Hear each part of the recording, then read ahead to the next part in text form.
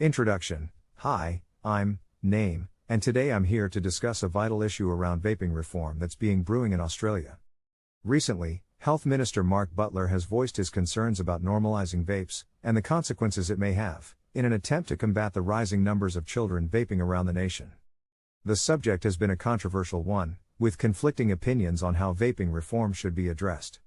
The National Party's policy, many of us are both concerned and confused.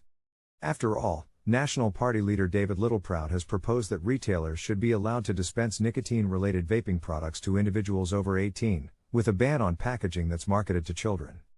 Though this proposal has been widely criticized by health experts, Littleproud stands by it by saying, "The genie's out of the bottle." It still remains unclear whether or not big tobacco and retailers have been influencing the National Party's policy on the matter.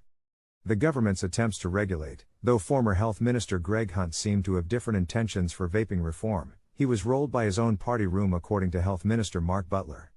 This highlights the lack of control exercised over the importation of vapes and the complexity of the situation.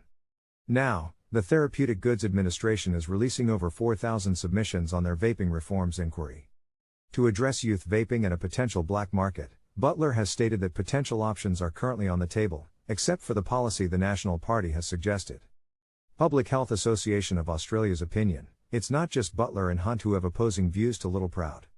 The Public Health Association of Australia has also expressed its unequivocal rejection and condemnation of the National Party's position on e-cigarettes and vaping. Adjunct Professor Terry Slevin, Chief Executive of the FAA, stated that this kind of policy will commit a generation of Australians to a lifetime of nicotine addiction. It's clear that this type of availability in retail locations, supermarkets, convenience stores, petrol stations, bars, pubs, and clubs isn't the solution. Conclusion: moving forward, it's essential to find a solution that works for both sides, yet is still mindful of the consequences that could result from a policy that so readily disperses vapes.